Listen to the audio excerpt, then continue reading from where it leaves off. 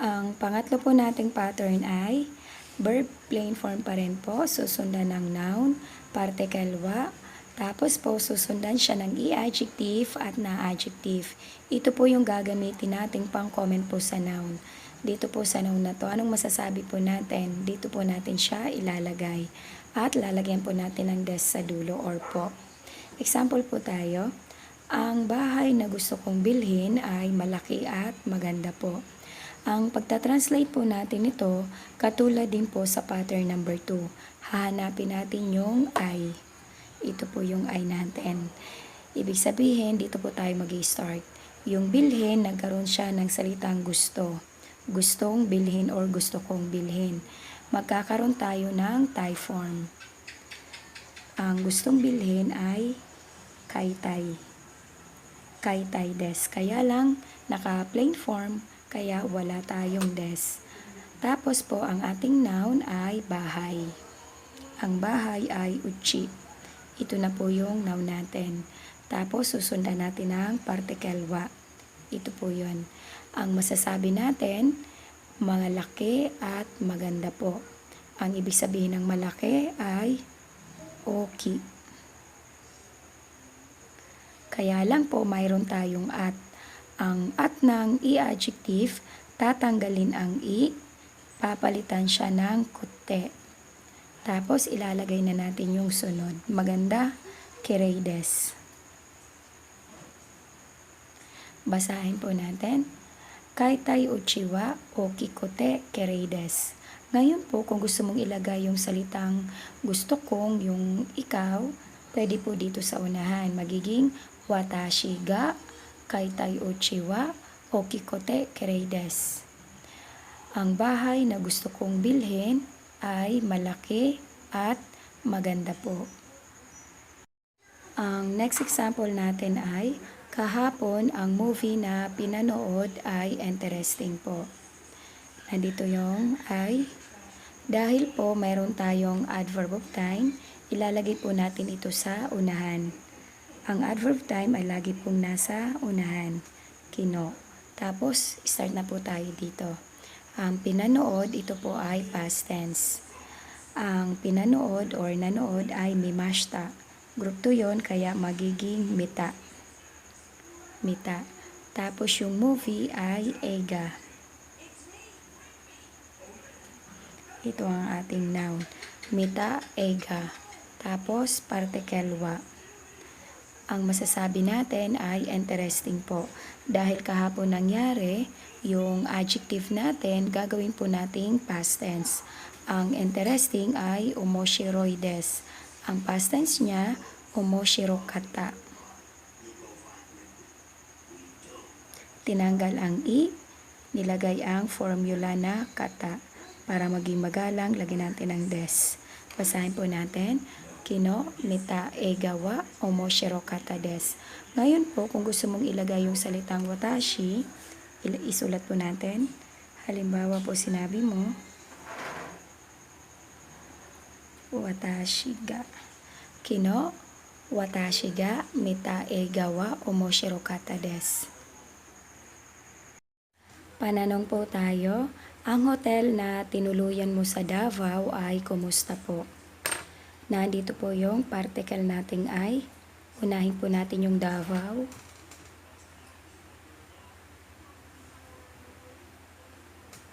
Tapos po yung tinuluyan, past tense po ito. Ang tinuluyan or inistayhan ay tumarimashita.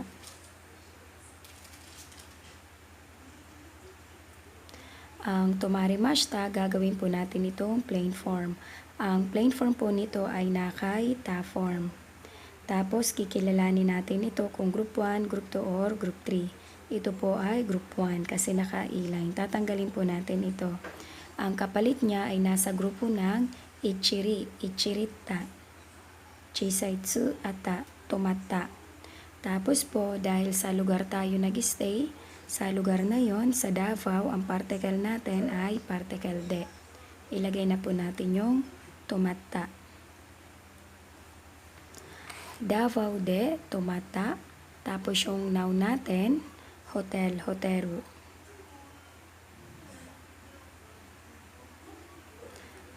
Tapos yung particle wa na po natin. Ngayon po yung ating i-adjective at na-adjective ay pananong. Dodeshta ka. Kasi po naka-past tense po ito.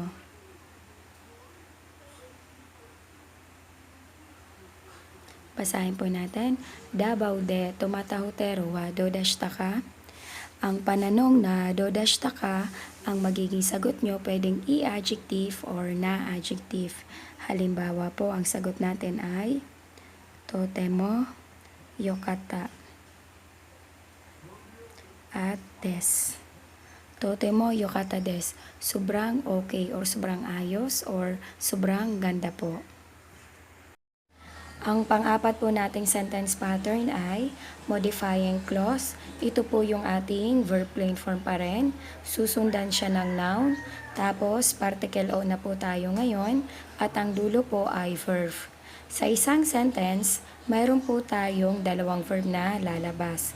Kapag po ganun ang ating sentence, ang translation po natin, mas maganda po dito po tayo mag-start para hindi po tayo mahirapan sa pagta-translate. Pabalik po. Example po tayo. Nawala po ang librong hiniram kay Rai Sensei. Ang sentence na to ay mayroong dalawang verb. Ang verb natin dito ngayon ay hiniram at yung nawala. Kapag po magta-translate tayo, magsisimula po tayo rito, pabalik. Kunin po natin si Rai Sensei.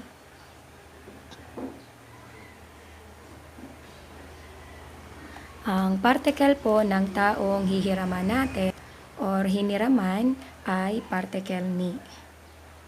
Naging Rai Sensei ni. Pagkatapos ni Rai Sensei, kukunin na natin yung verb plain form. Ang verb natin ay hiniram. Ang hiniram ay past tense. Ang past tense niya ay karimashita. Ang plain form ng karimashita ay naka-ita form. Dapat po makilala natin ito kung anong grupo. Group 1, Group 2, or Group 3. Ito po ay Group 2 kahit naka-e-line siya. Kasama po siya sa special ng nasa Group 2, yung nasa e-line. Ang rules ng Group 2, tanggal formula. Naging karita.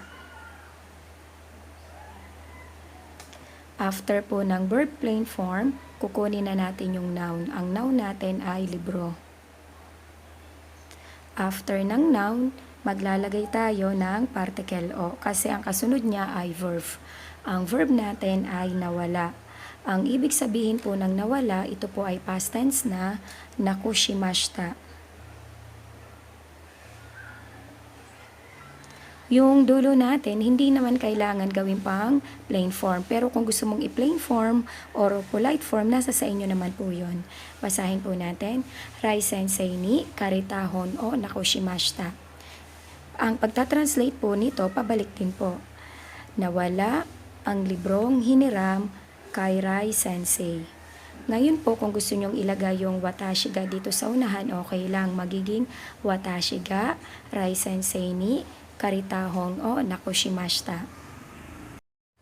Ang next example po natin ay, please huwag kalimutan ang schedule ng pagpunta sa dentist.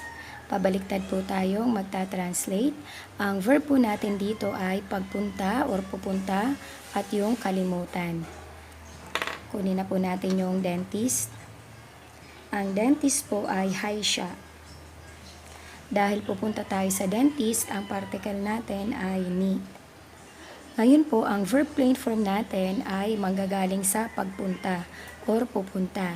Ang ibig sabihin ng pupunta ay ikimas. Gagawin po natin itong plain form. Ang plain form po ng ikimas ay nakay jishuke or dictionary form. Kikilalanin natin ito kung group 1, group 2, or group 3. Ito po ay group 1. Ang rules ng group 1, yung e-line gagawing u-line, naging iku. Siyempre po, wala na po yung mas. Iku. Kunin natin at isulat dito, iku. Meron na po tayong verb plain form. Ang sunod natin ay noun. Ang noun natin ay schedule. Ang schedule po natin ay yote. Ito po yung pinaka-noun natin. After ng noun, yung particle o. At yung verb po natin. Ang verb natin na kasunod ay kalimutan. Ang ibig sabihin ng kalimutan ay wasore mashita. Kalimutan or nakalimutan. Gagawin po natin siya, please huwag kalimutan. Papasok po ito sa sentence pattern natin sa lesson 17, yung naide kodasai. Ang rules ng naide kodasai, ang verb natin ay manggagaling sa nai form. Kaya yung mashita, dadalhin po natin sa nai form.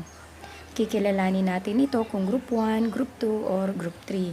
Dahil ito ay naka-align, ibig sabihin ito ay group 2. Tatanggalin ang formula, maglalagay lang po tayo ng nai. Naging wasore nai. Ngayon po, papasok na po tayo sa naide kodasai, pero po hindi na po natin isasama yung nai. Yung wasore lang po, yung pinaka-verb stem ng nai form. Wasure. At yung pattern natin na naide kodasai. Basahin po natin. Haisha ni ikuyoteyo wasure naide kodasai. Ibig sabihin please, huwag kalimutan ang schedule ng pagpunta sa dentist. Next example po tayo. Please patingin ng picture na kinuha sa garden. Ang verb natin ngayon ay kinuha at yung patingin. Pabalik po ulit tayo. Kunin natin yung garden. Ang garden po ay niwa. Dahil po kinuhanan sa garden, ibig sabihin sa garden naganap yung action. Ang particle natin dito ay particle de. Tapos isusunod na natin yung verb natin na kinuhanan. Ang kinuhanan ito po ay past tense. Ang past tense niya ay turimashita. Ang plain form nito ay nakay ta form. Kikilalanin natin ito kung group 1, group 2, or group 3. Ito po ay group 1 kasi naka-e-line. Tatanggalin natin siya. At ang ipapalit natin sa kanya ay sa grupo ng ichiri, ichirita, chisaitsu at ta, naging totta. Pagkatapos ng verb plain form noun po, ang noun natin ay picture, shashin. After ng noun ay particle o. Tapos ilalagay na po natin yung ating verb. Ang verb natin ay patingin. Kaya lang po may please. Ibig sabihin meron pong pangutos. Ang patingin ay mesemas. Mesemas. Gagawin po natin siyang verb te form kasi meron po tayong please. Ang conjugation po kasi ng please ay manggagaling sa verb te form. Ito po ay group 2, kaya ang gagawin lang natin, tatanggalin natin ang mas. Naka-align po kasi kaya group 2 po siya. Ang te form niya ay mesete. Lagay na po natin, mesete at yung pinaka-please. Basahin natin, niwa de totashashin o mesete kodasai. Please patingin ng picture na kinuhanan sa garden or kinuha sa garden. Ang next example natin ay, please itapon ang bagay na hindi kailangan. Dito po tayo mag-start pabalik. Ibig sabihin, verb plain form agad ang ating isusulat. Ang ibig sabihin po ng kailangan or need ay irimas. Kaya lang po, mayroon siya nakalagay na hindi. Ibig sabihin, naka-negative siya. Ang negative ng mas ay masen. Kaya lang po, gagawin natin siyang plain form. Ang plain form ng masen ay nai form.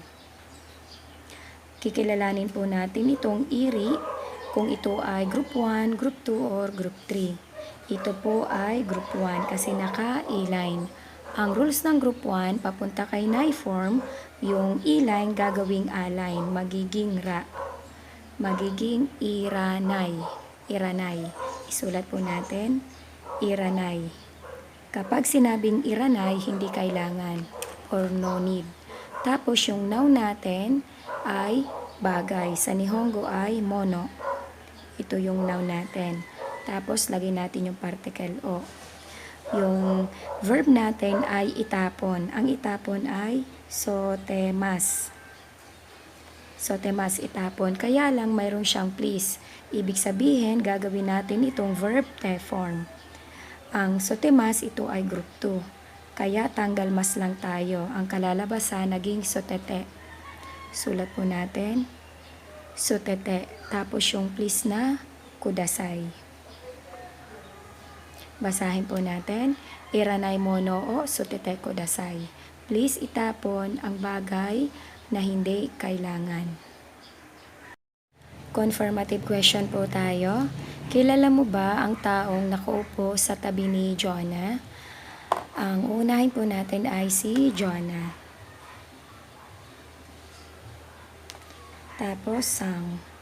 Dahil mayroon po tayong position na tabi or katabi, ang particle natin doon ay no. Tapos yung katabi or tabi ay tunari. Tapos po, ang verb plain form natin ay nakaupo. Kapag sinabing nakaupo ay suwarimas. Uupo or nakaupo. Suwarimas. Ngayon po, dahil nakaupo siya, ibig sabihin nandun siya ngayon, gagawin po natin itong verb te form imas. Papasok po siya sa sentence pattern na verb te form imas. Kaya yung suwarimas, gagawin po natin verb te form. Ang te form ng suwarimas, kikilalanin natin ito kung group 1, group 2, or group 3. Ito po ay group 1 kasi naka-e-line. Tatanggalin natin ito. Ang kapalit ng ri ay nasa grupo ng ichiri, ichiritte, chisaitsu at te. Magiging suwatte, suwatte. Dahil kailangan natin ang verb plain form, yung imas, gagawin po natin siyang plain form. Ang plain form po nito ay iru. Magiging suwate, iru. Dahil po nakaupo, ang particle po natin dito ay particle ni. Isulat na po natin ito. Suwate, iru. Pagkatapos ng verb, noun naman po. Ang noun natin ay tao, hito. Tapos yung particle o. At yung verb natin. Ang verb natin ay kilala mo ba? Ang ibig sabihin ng kilala mo ba ay shite, imas, at yung ka natin para maging tanong. Basahin po natin. Jonah sang no tunari ni suwate eruhito shite mas ka. Kilala mo ba ang taong nakaupo sa tabi ni Jonah? Kapag oo, ang sagot mo lang, Hai, shite, imas. Hai, shite, imas. Opo, kilala po. Kapag hindi, ang negative form ng shite, imas ay shiri, masen. Special po ito. Sa plain form, shiranai. Ibig sabihin po, hindi po kilala. Ang panglima po nating pattern ay verb plain form pa rin po. Ito yung modifying clause natin. Katabi ay noun. Tapos, ang particle po natin ngayon ay particle ga. Yung dulo natin, pwedeng verb at pwedeng adjective. Ito yung mga verb na pwede yung particle ga. At yung mga adjective naman natin na maaaring ga ang particle. Halimbawa po, walang oras manood ng TV. Ang pagta-translate po natin mula pa rin po sa dulo, pabalik. Unahin po natin yung TV. Ang nang ng verb natin, ang nihongo niya ay o. Tapos yung manood or manunood ay mimas. Gagawin po natin itong plain form, gagawin po siyang dictionary form. Ang mimas magiging miru kasi group 2 po siya. Miru. Tapos po, ang noun natin ay oras. Ang ibig sabihin ng oras ay jikan. Ito yung noun natin. Ilagay na po natin yung particle ga. At yung wala, ang wala natin ay arimasen. Basahin po natin. Terebi o miro jikan ga arimasen. Walang oras manood ng TV. Ang next example po natin ay mayroong pangako na makikipaglaro sa anak sa Sabado. Unahin po natin yung Sabado.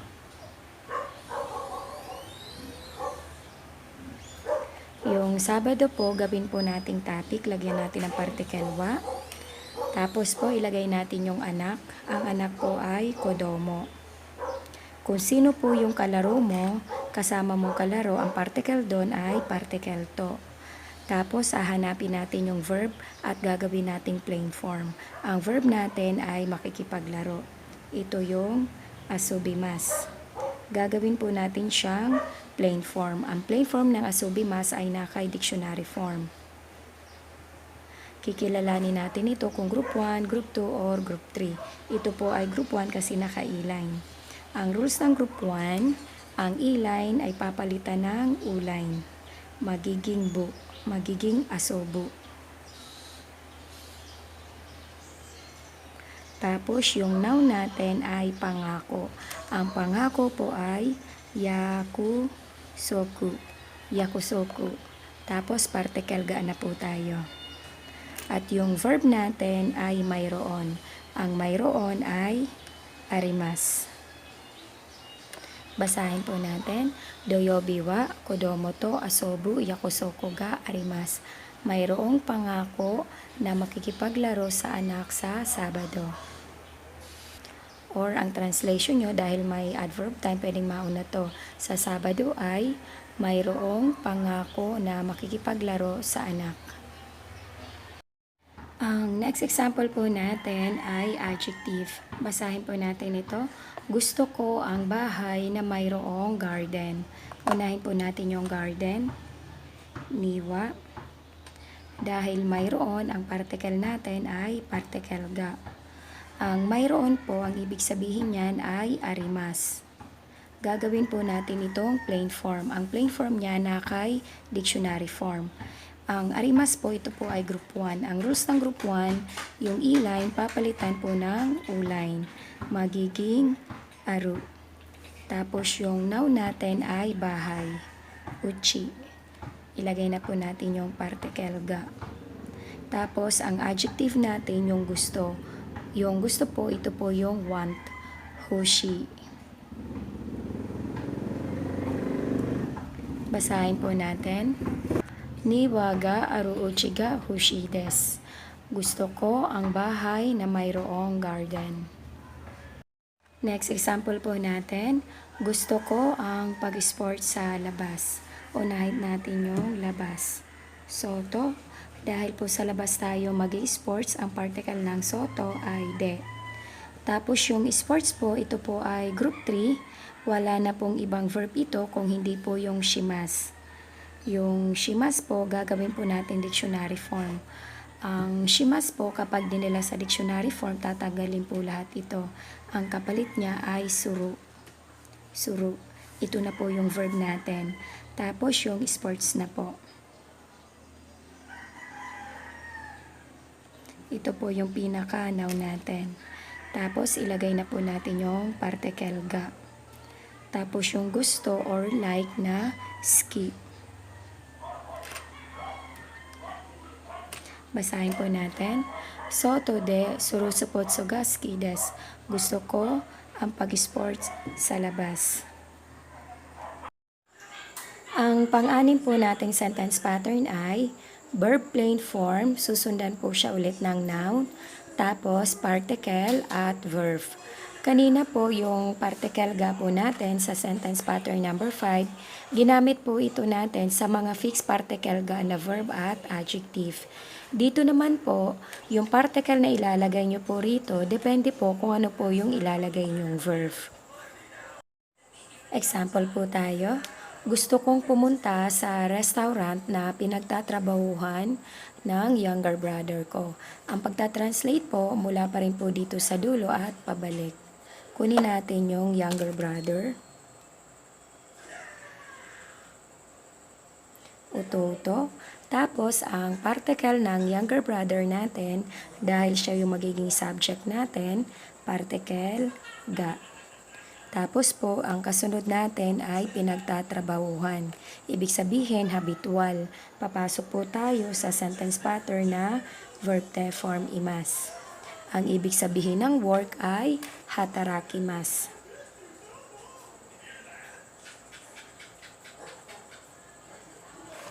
Ang gagawin natin sa hatarakimasu, Gagawin po natin siyang verb na form. Kikilalanin po natin ito kung anong grupo. Group 1, Group 2, or Group 3. Ito po ay Group 1 kasi naka-E-line. Tatanggalin po natin ito. Tapos ang ipapalit natin sa ki ay ite. Naging hataraite. Tapos yung pattern natin na imas, yung mas niya, gagawin po natin plain form. Ang plain form po nito ay naka-dictionary form. Ito po ay Group 2. Tatanggalin natin, lalagyan lang natin ng ru. Magiging hataraite, iru. Sulat po natin.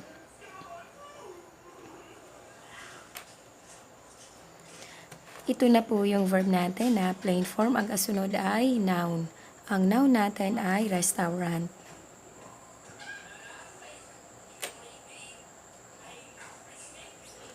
Restaurant, tapos particle na po ang kasunod.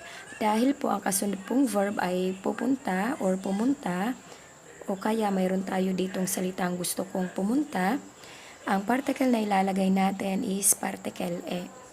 Tapos yung verb natin, nagkaroon ng pattern na tides. Magiging ikitay. Lagyan natin ng des. Basahin po natin. Oto-otoga, hataraitero, risotoran, ikitay des. Gusto kong pumunta sa restaurant na pinagtatrabahuhan ng younger brother ko. Ang next example po natin ay, gusto kong tumira sa bansang pinuntahan kasama ang pamilya last year. Unahin po natin ito, pabalik. Ang last year ay kyonen. Ang kasunod ay kasama ang pamilya. Ang pamilya po ay kazoku. Dahil kasama ang pamilya, particle to. Ang susunod natin ay verb. Ang pinuntahan, gagawin po natin itong verb plain form. Ang ibig sabihin ng pinuntahan ay ikimashita. Naka past tense. Kasi po last year pa. Ang plain form ng mashita ay nakaita form.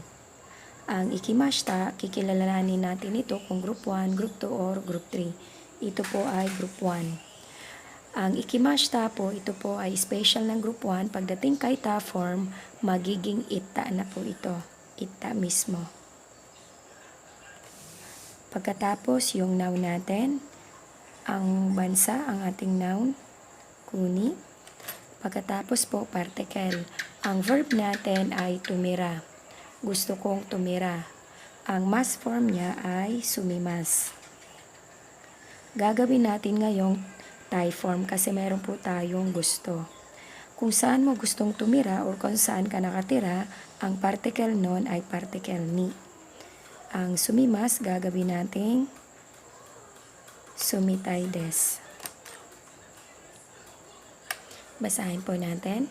Kyonen, kazoku to itaku ni sumitay des. Gusto kong tumira sa bansang pinuntahan kasama ang pamilya last year. Pattern number 7 na po tayo. Ang pattern number 7 po natin, magtatanggal po tayo ng mass form sa ating verb at lalagyan natin ng masyoka. Ibig sabihin nito, shall we. Yung masyoka, lumabas na rin po siya kay lesson 14. Ang ibig sabihin po ng masyoka doon is when the speaker is offering to do something for the listener. Nag-offer ka na ikaw na po ang gagawa ng isang bagay para po doon sa kausap mo.